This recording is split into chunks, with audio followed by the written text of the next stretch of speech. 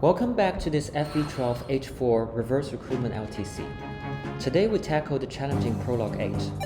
Some of you may have seen the 2-turn P8 clear that I came up with earlier this year for vanilla FE12. Here we're also going to 2-turn P8 with the reversely recruited units that we have. For a long time I was pessimistic about the 2-turn here because we don't have high move units like Luke, Sheeta, and Kane who could reach and kill a pretty far enemy from their starting positions. In the 2-turn clear that I had, 7 enemies in total were killed in turn 1 player phase and 1 more in enemy phase. Prologue 8 has 15 initial enemies, so only 7 stayed alive until turn 2. With 8 combat units, that was more than enough to rout in turn 2. If we do a similar counting exercise for reverse recruitment, the situation doesn't look promising for a 2-turn. Apart from Chris and Astram, we have a bunch of fighters, mages, and clerics, all of whom only have 6 moves. I concluded that with these low move units, we can at most kill 5 enemies in turn 1 player phase. Making things worse, our Lord Alice joins as a cleric, so we have 1 less combat unit and can at most kill 7 enemies in turn 2 player phase. If we do the math, it means that for a 2-turn clear to work, we must have 3 enemies suicide on us in turn 1 enemy phase. This seems a lot to ask for, because the enemies we cannot reach in turn 1 consist of mages and 11 sword thieves, who will attack us from 2 range and not get counter-attacked. That said, killing 3 in enemy phase is in fact possible. We'll see how to do this and make our units survive the enemy phase. But let's get into the map to see the situation more clearly. We deploy the usual units, but add Zane, Astram, and Bantu to the roster. In turn 1 player phase, Barst first crits the top left thief at 6% chance and gets level up. He must gain defense here for later survival, although speed would have been welcomed too. After Barst crits, Zane moves to his left to imitate him. Barst at base can 1-round KO any barbarian on this map that rolls 9 speed, so the plan is to not deal with the top left barb in this player phase and let him suicide on Zane in enemy phase. On the right side, Michaelis crits another thief at 3% chance, and Bantu moves below him to protect Michaelis from the silver axe barb in the middle of the map. I should mention that Michaelis at this position can also be attacked by the bottom barb with a hand axe. This is the reason why Michaelis needs to gain at least 1 defense in earlier maps. Once we get rid of the 2 thieves, Astram and Chris can move down to kill the hunters, with Astram having to crit at 6%. Lastly, Astram crits the top right barb at 2%, completing the tally of 5 enemies killed in turn 1 player phase.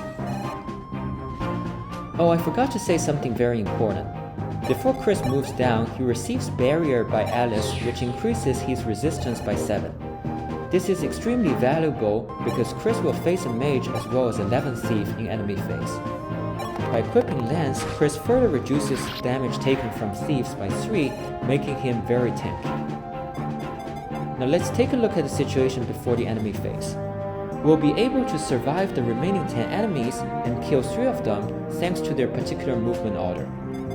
Their movement essentially follows the L key, except that the barbs and mages actually move before Katarina's group. This will turn out to be super beneficial. The middle barb moves first. He has 3% chance to crit kill either Bantu or Astram, and Bantu is targeted over Astram because of higher expected damage, thanks to Astram's weapon triangle advantage. With 24 HP and 13 defense, Bantu tanks such a hit very cool.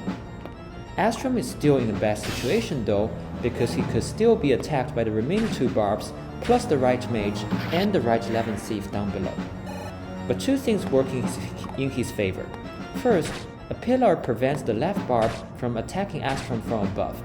So if the bottom barb attacked Astram on the left, then the left barb no longer reaches Astram and suicides on Zane instead. Second, the right mage attacks Astram from 2 tiles below, occupying the only position that the right 11 thief can attack. It's for the same reason that on the left side, the 11th thief was forced to attack Chris at 1 range and suicide, as long as Chris reached level 9 and 17 speed to double this thief who rolls 13 speed. The left silver sword thief also suicides, so we managed to kill 3 enemies. So to summarize, the success of this enemy phase depends on the bottom barb attacking Astram on the left and Astram dodging either this barb or the right mage. That's what I plan to rig with chance of success about 5%. What I got in the recording is more dramatic.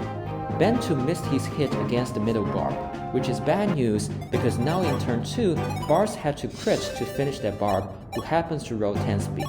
But then Astram critted the bottom barb on top of dodge, enabling Mechanics to finish without having to crit at 4%. Chris also dodged the left mage, saving the need to dodge Katarina in turn 2.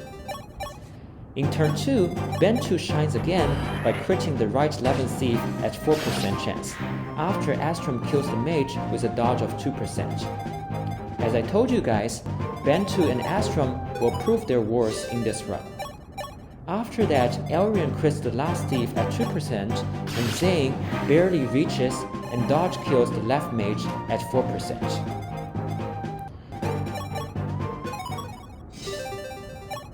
Finally, Chris would need to dodge Katarina at 4% if we didn't have their rare enemy phase. If we multiply all the above percentages, we obtain 10 to the minus 16 as the approximate overall chance of success of this 2-turn clear without suspend rigging. The chance is actually slightly higher compared to vanilla FE12, although it would be difficult to judge if we were to take into account the rigs in earlier maps for Chris to reach level 9. Anyways, this is the end of the prologue, completed in 16 turns total. I'll see you next time for the first few chapters.